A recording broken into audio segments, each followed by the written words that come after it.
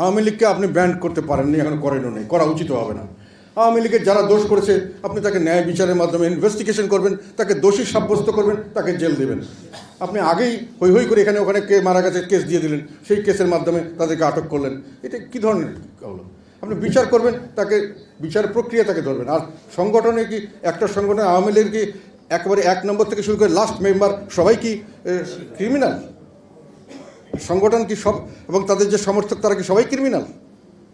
তা আপনি তাদের সবাই ক্রিমিনাল করে আগেই, তাহলে আপনি আর শেখ হাসিনার সঙ্গে কী পার্থক্য করলেন যে বিএনপি করলেই খারাপ, জামাত করলেই খারাপ? এখন আপনি সেটাই করতেছেন।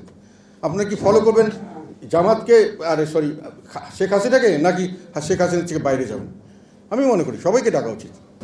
তাহলে কি মাননীয় চেয়ারম্যান আগামী নির্বাচনে আপনি চান যে আওয়ামী লীগের অংশগ্রহণটা থাকুক? অফকোর্স সব দল থাকবে, সব দলকে আসতে হবে। যারা রেজিস্ট্রেশন দিয়েছেন তো আপনি কেন তাকে আসতে দেবেন না?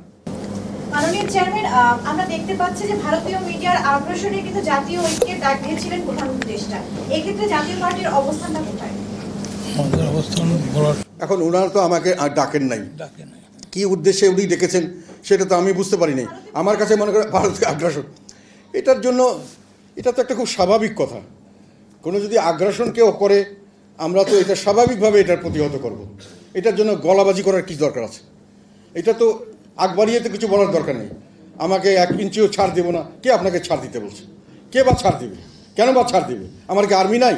আমরা এতটুকু মিলিয়ন্স অফ ডলার খরচ করছি, এগুলোর পিছিয়ে আমরা কি এমনি করছি নাকি? আপনি বলেছেন যে আদালতকে বাধ্য করা হচ্ছে, এই বিষয়টি পরিষ্কার করবেন। আমি আদালতে কথা বলতে ভয় করি, আবার কালকে একটা মামলা দিয়ে আবার ঢুকে দিয়ে আমি অবনয়ন করছি। আমরা শুনেছি যে আদালতে অনেক ম্যাজিস্ট্রেটরা বিভিন্নভাবে বাইরে এসে আমাদেরকে অনেকভাবে বলেন যে এমন একটা পরিবেশ সৃষ্টি করা হয় যে তারা কথা বলতে পারে না, দেখতে পারেন না।